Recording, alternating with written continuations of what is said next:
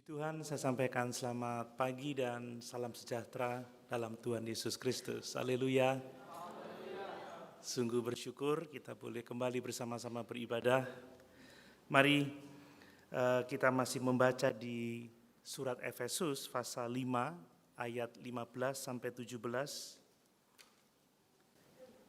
Mari kita membaca ayat ini lagi bersama-sama. Efesus pasal 5 ayat 15 sampai 17.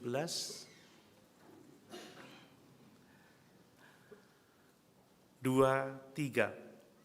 Karena itu perhatikanlah dengan saksama bagaimana kamu hidup, jangan seperti orang bebal, tetapi seperti orang arif. Dan pergunakanlah waktu yang ada, karena hari-hari ini adalah jahat. Sebab itu janganlah kamu bodoh, tetapi usahakanlah supaya kamu mengerti kehendak Tuhan. Puji Tuhan, silakan duduk. Saya akan membaca lagi dalam terjemahan bahasa Indonesia sehari-hari. Sebab itu perhatikanlah baik-baik cara hidupmu. Jangan hidup seperti orang-orang bodoh, hiduplah seperti orang-orang bijak. Gunakanlah sebaik-baiknya setiap kesempatan yang ada padamu, karena masa ini adalah masa yang jahat. Jangan bodoh, tetapi selidikilah apa yang dikehendaki Tuhan. Puji Tuhan. Bapak Ibu, kita masih belajar tentang hidup seperti orang-orang bijak atau hidup bijaksana. Minggu lalu kita telah melihat bahwa untuk hidup bijaksana, pertama-tama kita harus mengerti kehendak Tuhan bagi kita dan bagaimana cara kita bisa mengerti kehendak Tuhan itu. Hanya dengan melakukan kehendak Tuhan kita disebut sebagai orang-orang yang bijaksana. Amin, Bapak Ibu. Seperti perumpamaan tentang seorang yang membangun di atas batu karang dan di atas pasir itu. Orang-orang yang tidak bijaksana, dia mendengar tetapi tidak melakukan firman. Tetapi orang-orang yang bijaksana seperti orang yang membangun di atas dasar batu karang yang teguh itu, dia mendengar firman dan melakukannya. Jadi kalau kita mau menjadi bijak di tahun ini, saudara, bahkan di masa-masa kehidupan kita, kita harus mengerti kehendak Tuhan. Dan untuk itu kita juga harus mengerti bagaimana cara kita memahami kehendak Tuhan itu. Nah, kita telah belajar bahwa adalah kehendak Tuhan agar kita hidup untuk menyenangkan Dia. Amin. Hidup untuk memuliakan Tuhan. Bapak Ibu, kita tidak mencari kesenangan kita sendiri, tetapi kita mencari kesenangan Tuhan. Paulus mengatakan, kalau aku dalam pelayananku mencari kesenangan manusia, maka aku bukanlah hamba Tuhan. Kalau kita hamba Tuhan, kita hidup untuk menyenangkan Tuhan. Kita hidup untuk memuliakan Tuhan. Adalah kehendak Tuhan agar kita mengenal Dia lebih lagi dan lebih dalam lagi. Karena hanya orang-orang yang sungguh-sungguh mengenal Tuhan yang akan dapat hidup menyenangkan Tuhan. Bagaimana mungkin kita bisa menyenangkan Tuhan kalau kita tidak mengerti kehendaknya? Kalau kita tidak mengerti kehendaknya, kita pasti hidup tidak seturut dengan tujuan Allah, sehingga kita tidak akan pernah dapat menyenangkan Dia. Adalah kehendak Tuhan supaya kita mati terhadap keinginan-keinginan kita sendiri, supaya kita bisa benar-benar taat kepada Tuhan. Bapak Ibu, kita belum bisa benar-benar taat kalau kita belum menyalibkan diri kita sendiri. Amin. Makanya Yesus berkata, barang siapa mau mengikut aku, dia harus menyangkal dirinya, memikul salibnya, dan mengikut aku. Bagaimana kita bisa taat kalau kita masih saja menuruti kehendak diri sendiri, keinginan daging, keinginan dunia ini. Itu sebabnya mari kita belajar untuk mati terhadap diri sendiri, mati terhadap keinginan-keinginan daging kita, terhadap keinginan-keinginan duniawi. Dan adalah kehendak Tuhan supaya kita memberitakan perbuatan-perbuatan Tuhan yang besar atas hidup kita. Amin. Bapak Ibu telah dipilih Tuhan.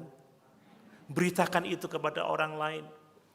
Kalau Bapak Ibu telah diselamatkannya, beritakanlah itu. Kalau Bapak Ibu ditolongnya, saksikanlah itu kepada orang-orang yang kita jumpai, saudara. Ini kehendak Tuhan. Mari, biarlah dalam hidup ini kita sungguh-sungguh memuliakan Tuhan. Dan untuk itu, kenallah Dia lebih lagi dan lebih lagi. Matilah terhadap diri sendiri, karena hanya dengan itu kita bisa mentaati kehendak Tuhan. Dan beritakanlah pekerjaan-pekerjaan Tuhan besar yang Tuhan sudah lakukan dalam kehidupan kita. Nah, kita juga sudah belajar bahwa untuk mengetahui kehendak Tuhan itu, saudara, kita harus melatih diri kita untuk beribadah. Kita harus mendisiplin diri kita. Tanpa disiplin, tanpa latihan beribadah, kita nggak akan bisa mengenal kehendak Tuhan. Kita harus rajin, ya, setia untuk beribadah. Kemudian kita harus melatih diri kita untuk benar-benar taat firman. Ya, kalau kita dicobai, kalau kita diberi pilihan dalam hidup ini, kita harus disiplin untuk memilih firman Tuhan seperti yang diteladankan oleh Tuhan Yesus ketika dia dicobai oleh iblis. Dia mengatakan ada tertulis, ada tertulis, ada tertulis. Amin. Artinya dia memilih untuk mentaati firman Tuhan. Dia mematikan keinginannya sendiri. Kalau dipikir-pikir udah tidak makan 40 hari 40 malam, kalau dia punya kuasa membuat batu menjadi roti, kenapa tidak, kan begitu. Kalau dia bisa mendapatkan nama dengan menjatuhkan diri dari bumbungan bait Allah dan ada mujizat yang luar biasa, kenapa tidak? Dia lebih cepat populer. Kalau dia ingin cepat mendapat sesuatu, kenapa tidak? Dia mengambil pemberian dari iblis. Tapi karena dia memilih taat, dia telah mati terhadap dirinya sendiri. Mari kita mau sungguh-sungguh melatih diri kita untuk melakukan firman Tuhan. Dan untuk kita bisa mengerti kehendak Tuhan, kita telah belajar bahwa kita harus belajar berpikir secara alkitabiah. Bapak Ibu, kita tidak akan pernah bisa hidup bijaksana kalau kita nggak mau berpikir. Tetapi sekali lagi kita tidak sekedar berpikir logis, berpikir kritis, tetapi berpikir alkitabiah. Kalau kita terbiasa dengan pola pikir yang seperti itu, sudut pandang yang alkitabiah, maka kita bisa menyaring setiap hal yang kita dengar, setiap hal yang kita lihat berdasarkan pikiran-pikiran yang alkitabiah itu. Mau hidup bijaksana? Mari kita mengerti kehendak Tuhan dan mari kita melatih diri kita untuk dapat memahami kehendak Tuhan itu. Pagi ini saya akan menyampaikan hal yang kedua, saudara. Bahwa untuk kita hidup bijaksana, kita tidak boleh hidup seperti orang-orang bebal. Kita tidak boleh hidup seperti orang-orang bodoh. Saya baca lagi dalam terjemahan bahasa Indonesia sehari-hari. Sebab itu perhatikanlah baik-baik cara hidupmu. Jangan hidup seperti orang bodoh, hiduplah seperti orang bijak. Kalau kita mau bijaksana, maka jangan hidup seperti orang-orang bodoh. Siapa sih yang dimaksud dengan orang-orang bodoh itu? Bapak Ibu, kita baca ayat yang ke-16. Gunakanlah sebaik-baiknya setiap kesempatan yang ada padamu, karena masa-masa ini adalah masa yang jahat. Jangan bodoh, tetapi selidikilah apa yang dikehendaki oleh Tuhan. Jadi kalau mau hidup bijaksana, ketahuilah kehendak Tuhan. Hiduplah sesuai dengan kehendak Tuhan. Kalau mau bijaksana, ya jangan hidup seperti orang-orang bodoh. Jangan hidup seperti orang-orang bebal. Bapak Ibu, sebelumnya saya mau minta maaf kalau akan ada banyak kata bodoh, kata bebal, karena temanya jangan hidup seperti orang-orang bodoh atau jangan hidup seperti orang bebal. Orang bodoh adalah orang-orang yang tidak mengerti kehendak Tuhan. Orang-orang yang tidak mau menyelidiki apa yang diinginkan oleh Tuhan. Orang bodoh adalah orang-orang yang hidup menurut kehendaknya sendiri, menurut keinginannya sendiri. Nah, apa sih ciri-ciri orang bodoh? Supaya kita tidak mengikuti cara hidup yang bodoh itu, saudara. Kalau saya memperhatikan dalam teks ini juga, kita nanti akan melihat banyak dari kitab Amsal, saudara. Ternyata orang bodoh atau orang bebal itu tidak menyadari adanya bahaya di hari-hari yang jahat ini. Tidak menyadari bahwa ada bahaya yang sedang mengintip kehidupannya. Kita tadi membaca seperti ini. Gunakanlah sebaik-baiknya setiap kesempatan yang ada padamu, karena masa ini adalah masa yang jahat, karena hari-hari ini adalah jahat, saudara. Dia tidak bisa mengerti bahwa ada bahaya yang mengintip kehidupannya. Ini orang bodoh. Orang yang bijaksana tahu bahwa hari-hari ini adalah jahat, bahwa ada bahaya yang dihadapi hidup di masa-masa sekarang ini. Nah, berbicara tentang hari-hari ini adalah jahat, tentunya semua hari adalah jahat, saudara. Ini dalam konteks ayat ini loh ya, kita percaya semua hari baik ya. Tapi dalam konteks ini, Paulus mengatakan hari-hari adalah jahat, maka sebenarnya setiap hari itu adalah jahat. Kan apa? Karena dunia ini telah jatuh di bawah kuasa si jahat, saudara. Sepanjang hari kita akan melihat ada kejahatan demi kejahatan yang terjadi pada masa hidup kita. Kalau Bapak Ibu mau menyempatkan nonton televisi kriminal gitu ya, delik atau silet dan lain sebagainya. Waduh, beritanya kejahatan-kejahatan. Orang tua membunuh anaknya, ya. Anak membunuh orang tuanya, kakek membunuh cucunya. Ada begitu banyak kejahatan. Ini bahaya, saudara. Bahaya yang dihadapi oleh setiap orang. Coba kita lihat 1 Yohanes pasal 5 ayat 19. Supaya kita bisa paham ayat ini. 1 Yohanes 5 ayat 19. 1 Yohanes 5 ayat 19. Demikian firman Tuhan. Kita tahu bahwa kita berasal dari Allah dan seluruh dunia berada di bawah kuasa si jahat. Ini yang menyebabkan bahwa hari-hari ini adalah jahat. Bapak Ibu, ada bahaya yang dihadapi oleh setiap manusia yang hidup pada masa-masa sekarang ini. Orang bodoh tidak mengenali bahaya itu. Tetapi orang bijak, dia kenal bahwa ada bahaya. Bahwa hari-hari ini adalah jahat. Kalau kita enggak hidup seturut kehendak Tuhan. Kalau kita enggak memuliakan dia, kalau kita enggak mengenal dia lebih dalam lagi, kalau kita enggak sungguh-sungguh mentaati dia, dan kalau kita tidak sungguh-sungguh memberitakan dia, kita bisa jatuh dalam kejahatan itu. Ini yang perlu kita perhatikan.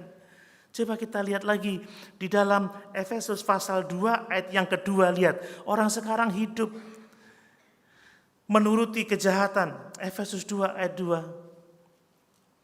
Demikian firman Tuhan, kamu hidup di dalamnya karena kamu mengikuti jalan dunia ini.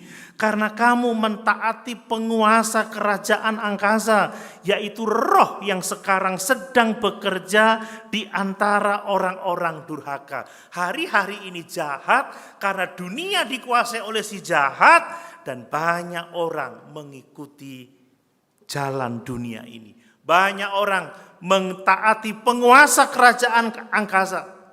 Banyak orang mengikuti roh-roh jahat. Ya. Orang-orang yang disebut dengan orang-orang yang durhaka. Mari Bapak Ibu kita waspada, kita benar-benar hidup hati-hati sebab ada bahaya yang mengintip kita. Amin. Namun demikian saudara, saya juga melihat bahwa kata-kata hari-hari ini adalah hari yang jahat itu menunjukkan bahwa nampaknya itu ada satu waktu, ada satu masa yang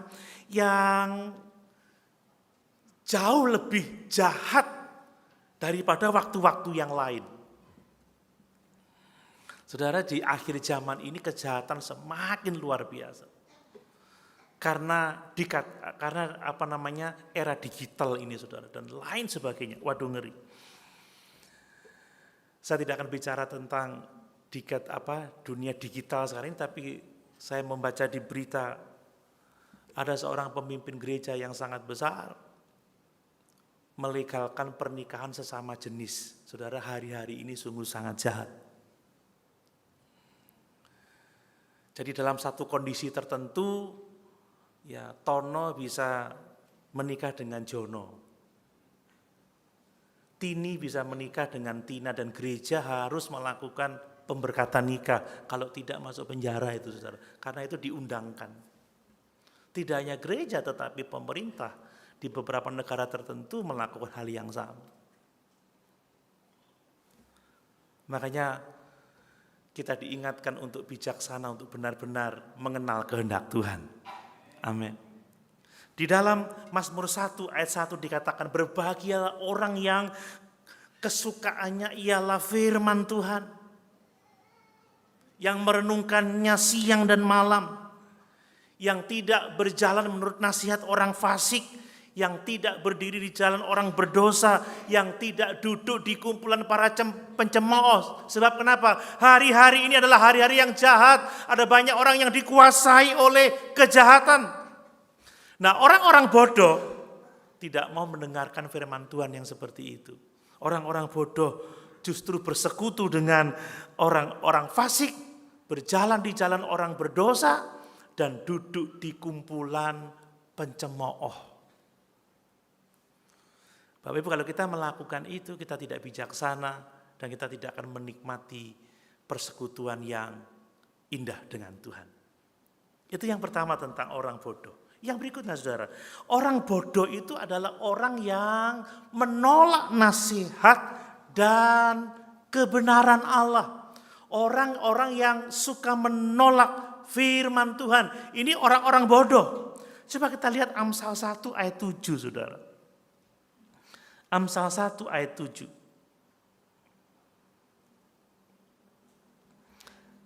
Demikian firman Tuhan. Takut akan Tuhan adalah permulaan pengetahuan, tetapi orang bodoh menghina hikmat dan didikan. Ternyata ada banyak orang, saudara, yang tidak suka hikmat, yang tidak suka nasihat, yang tidak suka didikan, tetapi mereka lebih lagi, mereka itu menghina, saudara, menghina firman. Ini orang bodoh. Coba Amsal 12 ayat 15. Amsal 12 ayat 15.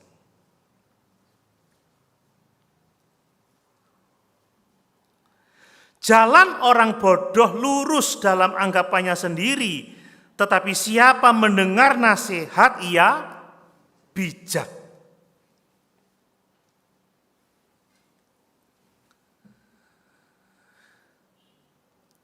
Bapak Ibu suka nasihat firman Tuhan?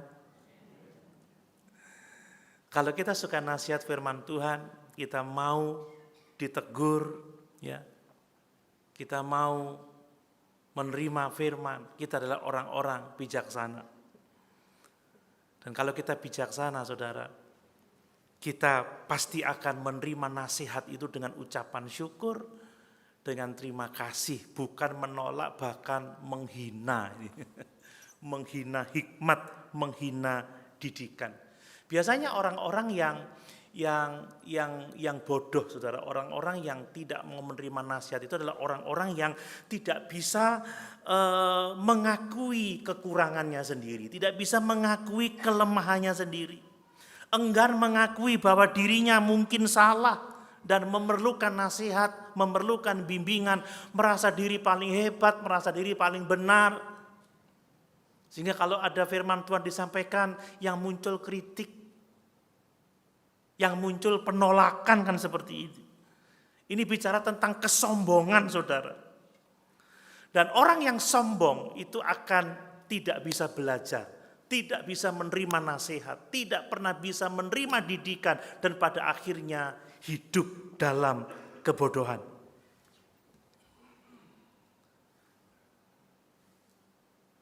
Mereka menolak kebenaran karena apa, saudara? Karena dianggap tidak sesuai dengan apa yang diinginkannya, tidak sesuai dengan pandangannya sendiri. Mereka memilih bertahan dengan apa yang mereka ketahui sekalipun itu salah. Ini adalah sikap menolak. Saudara, kalau nasihat firman Allah disampaikan, kemudian orang berpikir, ini tidak cocok sama saya, tidak sesuai dengan yang saya inginkan, tidak sesuai dengan apa yang saya pikirkan, itu artinya bertindak bodoh, saudara. Dan orang bodoh pada akhirnya pasti akan jatuh hidupnya. Kemudian orang yang bodoh tidak menghargai hikmat, kita sudah baca tadi, saudara. Ya, bicara tentang hikmat itu dalam konteks Alkitab itu dipahami sebagai takut akan Tuhan. Ya, hikmat itu bicara mengenai pengenalan akan kebenaran. Nah, orang yang bebal, orang yang bodoh ini menunjukkan sikap tidak menghargai hikmat dan lebih mengikuti jalannya sendiri, lebih mengikuti pikirannya sendiri. Dan konsekuensi orang yang seperti itu akan sangat besar, saudara. Sebab orang yang menolak nasihat, orang yang menolak kebijaksanaan akan merusak hidupnya, akan merusak hubungannya dengan orang lain, terlebih lagi akan merusak hubungannya dengan Tuhan. Mari kita tidak hidup seperti orang-orang bodoh yang menolak nasihat dan yang menolak hikmat. Amin, Bapak Ibu. Kita menjadi orang-orang yang mencintai firman, yang mencintai nasihat, yang mencintai hikmat, yang takut akan Allah dan memiliki pengetahuan akan kebenaran. Kemudian, orang-orang bodoh itu menurut kitab Amsal itu berbicara tanpa pertimbangan, saudara. Ya, kalau ngomong itu sembarangan ya. Coba kita lihat Amsal 12 ayat yang ke-15. Kita baca lagi. Amsal 12 ayat yang ke-15. Jalan orang bodoh lurus dalam anggapannya sendiri, tetapi siapa mendengarkan nasihat ia bijak. Ayat 16. Bodohlah yang menyatakan sakit hatinya seketika itu juga, tetapi bijak yang mengabaikan cemooh. Soalnya biasanya kalau orang sakit hati itu langsung kalau ngomong tuh udah tanpa pertimbangan ya. Wah, mungkin saya nggak bisa menceritakan secara belak-belakan karena mungkin itu nanti akan terdengar kasar ya. Jadi bodohlah orang yang cepat-cepat menyampaikan rasa sakit hatinya, ya, kekecewaannya, saudara. Jadi ini menjadi hal yang perlu kita perhatikan, yang perlu kita hindari. Banyak orang itu yang berbicara sebelum berpikir, saudara ya. Ya, ngomong asal ngomong, tidak memahami apa dampaknya bagi dirinya sendiri, dampaknya bagi orang lain. Ya. Pokoknya sak jeplake kata orang Jawa gitu, saudara. Firman Tuhan mengajarkan supaya kita hati-hati dalam berkata-kata. Amin. Coba kita lihat Yakobus 1 ayat 19. Yakobus 1 ayat 19.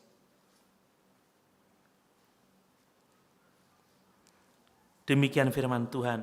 Hai saudara-saudara yang kukasihi, ingatlah hal-hal ini. Setiap orang hendaklah cepat untuk mendengar, tetapi lambat untuk berkata-kata, dan juga lambat untuk marah. Kata lambat untuk berkata-kata artinya pikirkan sebelum kita ngomong. Dampaknya apa bagi diri sendiri? Dampaknya apa bagi orang lain? Kalau udah gak enak hati, sudah ngomong seenaknya. Kan begitu ya? Ngomong sembarangan. Tidak sadar kalau bahwa perkataannya itu bisa berdampak buruk kepada orang lain. Nah, orang bodoh itu menggunakan kata-kata yang sering kali menyakitkan. Kata-kata yang kasar, saudara. Coba lihat Efesus 4 ayat 29. Ada nasihat yang sangat luar biasa. Efesus pasal 4 ayat 29.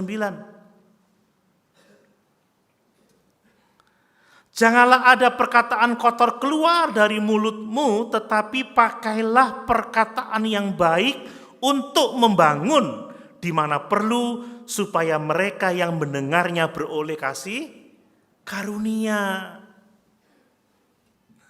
Ya, jangan keluar kata-kata kotor, kata-kata yang menyakitkan, kata-kata yang menghina, kata-kata yang mengejek. Mungkin kita disakiti, mungkin itu tidak cocok dengan kita, mungkin itu menghina kita. Kita sebagai orang bijak, kita tidak membalas kata-kata kasar dengan kata-kata kasar. Kita tidak membalas kejahatan dengan kejahatan. Kita bicaranya itu lemah lembut, kata-kata yang membangun, kata-kata yang membuat orang lain itu beroleh kasih karunia. Kadang-kadang suami istri aja kesel sedikit sudah, kalau ngomong sudah sak jeplak itu. Dan ini sangat buruk. Tidak boleh diikuti. Kalau kita mau hidup bijaksana, tidak boleh hidup seperti orang bodoh yang perkataannya tidak benar. Kemudian saudara, berbicara tentang perkataan lagi, orang bodoh itu suka menyebar gosip, suka menyebar fitnah. Nah ini, ya ngomong sana, ngomong sini. Gosip itu kan, pernah saya sampaikan, bahwa gosip itu adalah mengatakan sesuatu yang seharusnya tidak perlu kita katakan. Menceritakan sesuatu kepada orang-orang yang sebenarnya tidak perlu tahu masalah itu namanya gosip. Tapi orang bodoh suka bergosip. Kamu tahu enggak? Itu loh, padahal dia tidak perlu tahu juga, tidak masalah. Itu bukan urusannya. Nah kalau fitnah mengatakan sesuatu yang tidak sesuai dengan fakta. Mengatakan sesuatu yang bukan kebenaran itu fitnah. Amsal 16 ayat 28 coba kita lihat. Amsal 16 ayat 28.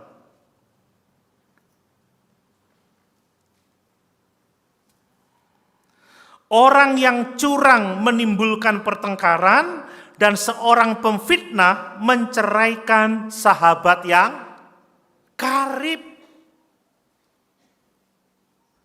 Hati-hati dengan gosip. Orang-orang yang curang. Hati-hati dengan fitnah. Orang-orang yang mengatakan dusta, mengatakan kebohongan tentang seseorang. Karena itu sangat berdampak buruk, dikatakan menceraikan bahkan sahabat yang karib itu menjadi berpisah karena apa? Karena gosip, karena fitnah. Ini hal-hal yang harus kita hindari kalau kita mau hidup bijaksana. Kemudian, bahwa orang-orang bodoh itu tidak bisa mengekang lidahnya, saudara. Kurang pengendalian. Banyak ngomong. Coba kita lihat Yakobus 3. Yakobus 3 ayat 2 sampai 8.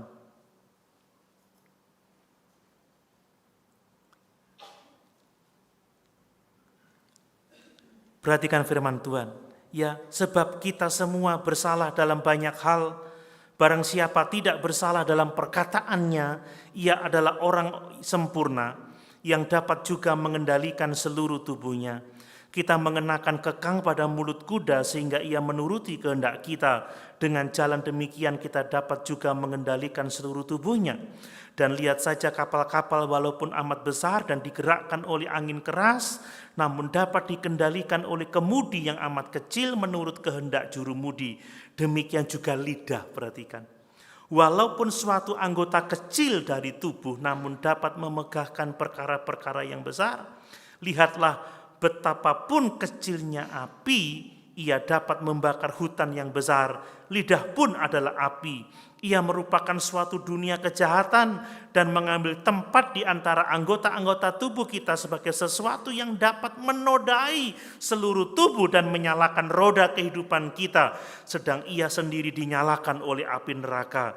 Semua jenis binatang liar, burung-burung, serta binatang-binatang menjalar dan binatang-binatang laut dapat dijinakkan dan telah dijinakkan oleh sifat manusia, tetapi Tidak seorang pun yang berkuasa menyinakkan lidah. Ia adalah sesuatu yang buas, yang tak terkuasai, dan penuh racun yang mematikan. Nah ini. Ngeri ya. Orang bijak tidak bisa orang bodoh tidak bisa mengendalikan lidahnya.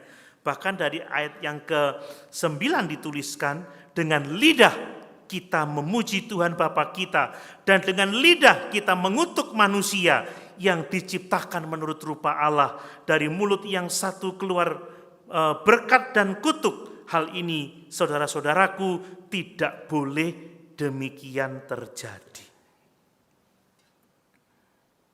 Mari kita menjadi orang-orang yang bijaksana dengan perkataan kita. Amin, Bapak Ibu. Ini sesuatu yang penting untuk kita hidup di tahun ini, bahkan di masa-masa kehidupan kita.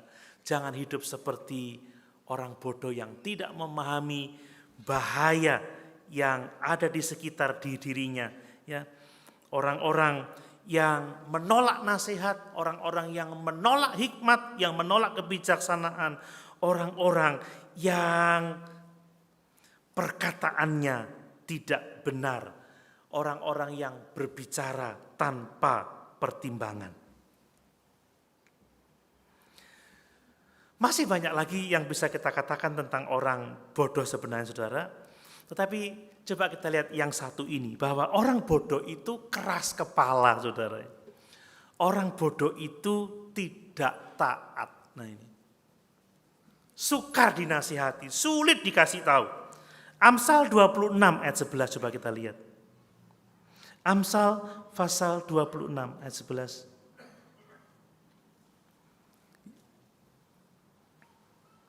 Ya.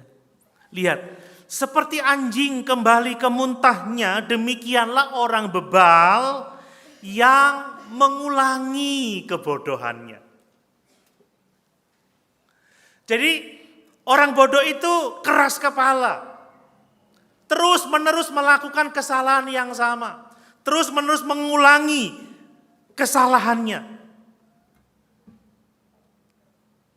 Ingat kata Tuhan Yesus, jangan melakukan dosa itu lagi. Amin, Bapak Ibu.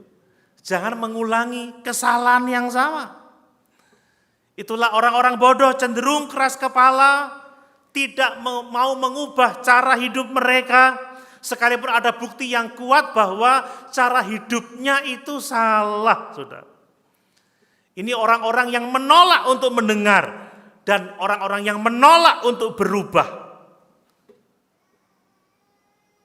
Sekalipun dinasihati begitu banyak, tetapi tidak juga mau menerima nasihat, tidak juga mau berubah, tetap aja tingkah lakunya seperti itu. Sama dengan orang-orang yang tidak taat kepada Tuhan. Ini adalah orang-orang yang memiliki jiwa memberontak. Dan ini membawa pengaruh yang sangat buruk pada komunitas. Membawa pengaruh yang sangat buruk dalam rumah tangga, dalam lingkungan pekerjaan, dalam berjemaat juga. Orang-orang yang tidak mau berubah. Orang-orang yang keras kepala. Mari kalau kita mendengar nasihat, kita mau menerima dan mau merubah cara hidup kita sesuai dengan nasihat firman Tuhan. Amin. Ini sesuatu yang sangat penting, saudara. Kemudian orang bodoh itu adalah orang-orang yang tidak memperhatikan konsekuensi dari cara hidupnya, saudara. Nah ini juga sesuatu yang perlu kita perhatikan. Coba lihat Amsal 22 ayat 3. Amsal 22 ayat 3.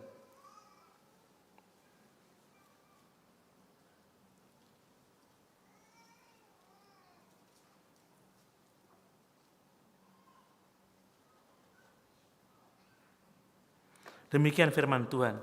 Kalau orang bijak itu melihat malapetaka, bersembunyilah ia. Tetapi orang yang tak berpengalaman berjalan lurus, lalu kena celaka. Nah ini orang-orang yang tidak melihat konsekuensi, orang-orang yang tidak bisa melihat ada celaka di depannya, orang-orang yang tidak melihat ada hal buruk yang ada di depannya. Jadi orang yang tidak bisa mempertimbangkan konsekuensi dari tindakan mereka, baik untuk diri sendiri maupun untuk orang lain. Bapak Ibu, kalau kita mengambil satu keputusan dalam rumah tangga, dalam pekerjaan, ingat konsekuensi yang harus dihadapi itu apa, itu harus dipertimbangkan. Ini orang-orang yang kurang perencanaan ya. Seperti kalau kuliah sering bolos kan begitu ya, tidak mengerjakan tugas misalkan, konsekuensinya apa. Kalau orang nggak rajin bekerja, nggak bijaksana, konsekuensinya apa. Kalau orang nggak sungguh-sungguh memperhatikan hidupnya, konsekuensinya seperti apa. Jadi orang-orang ini kadang-kadang mengambil resiko yang tidak perlu diambil sebenarnya.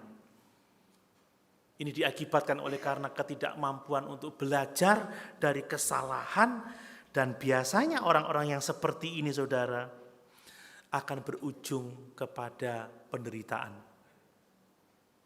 Mari kita mau belajar untuk bisa melihat ada bahaya di depan kita. Mari kita tidak sembarang memutuskan sesuatu atau bertindak sesuatu tanpa mempertimbangkan konsekuensinya. Maunya nuruti perasaan, nuruti keinginan daging, saudara. Dan itu hal yang sangat merugikan kalau kita hidup dengan cara yang seperti itu. Kemudian saudara, orang-orang bebal itu kurang paham dalam soal-soal rohani. Nah ini, ya, nggak paham mengenai hal-hal yang sifatnya rohani. Coba kita lihat 1 Korintus 2 ayat 14. 1 Korintus 2 ayat 14. Coba kita baca itu.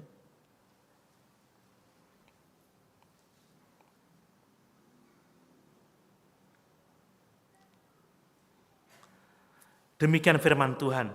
Tetapi manusia duniawi tidak menerima apa yang berasal dari Roh Allah, karena hal itu baginya adalah suatu kebodohan. Dan ia tidak dapat memahaminya, sebab hal itu hanya dapat dinilai secara rohani. Tetapi manusia rohani menilai segala sesuatu, tetapi ia sendiri tidak dinilai oleh orang lain. Jadi orang-orang bodoh itu tidak bisa memahami perkara-perkara rohani. Ini adalah orang-orang duniawi. Jadi bagi mereka hal-hal rohani itu adalah suatu kebodohan. Dan mereka benar-benar bodoh karena mereka tidak mengerti hal-hal rohani. Saudara, kalau kita mau breakdown hal-hal ini, bisa kita katakan ini orang-orang yang gak paham Alkitab, yang gak paham firman Allah. Makanya Rasul Paulus mengatakan supaya Timotius ini bertekun dalam membaca kitab-kitab suci, bertekun di dalam membangun, bertekun di dalam mengajar, supaya apa? Supaya kita semua, supaya dirinya sendiri, bahkan supaya jemaat itu tidak menjadi bodoh atau kurang paham hal-hal yang menyangkut kebenaran firman Tuhan. Ingat bahwa Alkitab atau segala tulisan yang diilhamkan oleh Allah itu bermanfaat untuk mengajar, bermanfaat untuk menyatakan kesalahan, bermanfaat untuk memperbaiki kelakuan, dan bermanfaat untuk apa? Menuntun kita ke dalam setiap perbuatan yang baik. Orang-orang bodoh ini biasanya mengabaikan hal-hal yang sifatnya rohani, saudara ya. Tidak suka hal-hal yang rohani. Nah ini menjadi hal yang harus kita hindari. Coba lihat Yohanes 3 ayat 19 sampai 20. Yohanes pasal 3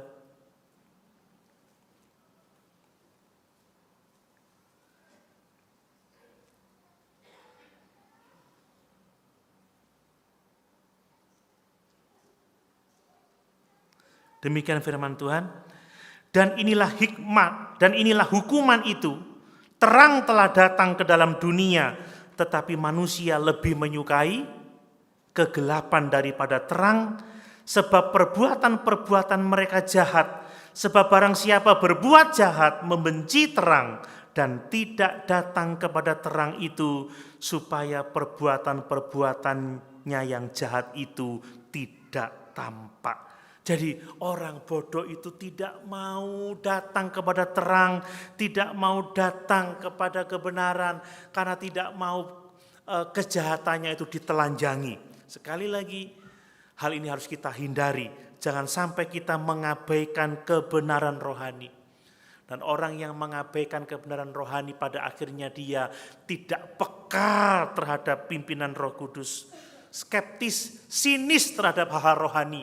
Kalau diajak doa, sinis. Kalau diajak belajar Alkitab, skeptis. Kan begitu. Kalau diajak pelayanan, tidak mau peduli. Dan sikap-sikap seperti ini akan membuat kita tidak akan pernah mengalami kedewasaan rohani. Satu lagi Bapak Ibu ya, sebenarnya masih banyak yang bisa kita katakan tentang kebodohan, tetapi satu kali lagi bahwa sebenarnya orang-orang bodoh itu pandangan dunianya itu sempit. Pandangan dunianya itu tidak luas saudara. Coba kita lihat Amsal 17 ayat 24. Orang-orang yang hanya memikirkan kepentingannya sendiri. Ya. Berfokus pada materi. Amsal 17 ayat 24. Demikian firman Tuhan. Pandangan orang berpengertian tertuju pada hikmat, tetapi mata orang bebal melayang sampai ke ujung bumi. Bapak Ibu, kalau orang hanya memandang atau pandangannya melayang sampai ke ujung bumi, itu artinya pandangan hidupnya itu sempit saudara ya. Pandangan dunianya itu sempit. Kalau kita bicara tentang hikmat, bicara tentang kebenaran Allah, itu tidak hanya sampai ke ujung bumi, tetapi sampai pada kekekalan. Amin Bapak Ibu. Kata Salomo, orang-orang bodoh itu hanya memikirkan segala sesuatu yang ada di bawah matahari, yang ada di atas muka bumi ini. Jadi pandangan hidupnya sempit, berfokus hanya kepada hal-hal duniawi, berfokus hanya kepada kepentingan diri sendiri, dan tidak memikirkan nilai-nilai yang sifatnya rohani atau moral seperti yang dikehendaki oleh Tuhan Yesus. Ini yang harus kita jauhi. Jangan sampai kita hanya fokus pada kepentingan-kepentingan dunia ini saja. Saudara, orang bodoh itu hanya memikirkan mengumpulkan harta di bumi, bukan mengumpulkan harta yang sifatnya kekal, harta di surga, karena pandangannya sempit. Coba kita lihat nasihat Tuhan Yesus di Matius 16 ayat 19 sampai 21. Matius pasal 16 ayat 19 sampai 21.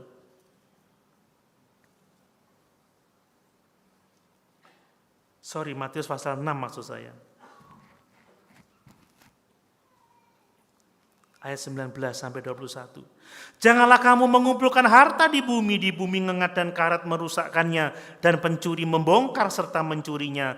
Tetapi kumpulkanlah bagimu harta di sorga. Di sorga ngengat dan karat tidak merusakkannya, dan pencuri tidak membongkar serta mencurinya. Karena di mana hartamu berada, di situ juga hatimu berada. Jadi hanya memikirkan kepentingan-kepentingan duniawi, lupa memikirkan hal-hal yang sifatnya kekal, hal-hal yang sifatnya rohani, saudara. Dan orang-orang yang hidupnya hanya fokus kepada hal-hal duniawi, seperti orang kaya yang bodoh itu, saudara. Dia karena untungnya besar, dia mengatakan apa? Aku akan memperbesar lumbungku, aku akan memperbanyaknya, aku akan mengumpulkan semua hartaku, dan aku akan berkata kepada jiwaku, hai jiwaku tenanglah, sebab ada padamu harta yang tidak akan pernah habis-habisnya. Tetapi orang ini tidak pernah memikirkan kekekalan sama sekali. Dan apa yang terjadi saudara? Kata Tuhan Yesus, betapa bodohnya kamu, bagaimana kalau malam ini juga Tuhan mengatakan bahwa hidupmu sudah sampai di sini saja. Maka apa yang kamu kumpulkan itu tidak ada gunanya sama sekali. Dan hanya akan dinikmati oleh orang-orang yang datang setelah kamu mengalami kematian. Bapak Ibu, mari Kita mau hidup bijaksana di tahun baru ini. Amin. Kita mau bijaksana di tahun-tahun kehidupan kita, masa-masa hidup kita. Mari kita sungguh-sungguh mau mengerti kehendak Tuhan. Dan mari kita tidak hidup seperti orang-orang bodoh, tetapi hidup seperti orang-orang bijaksana. Sama-sama kita berdiri.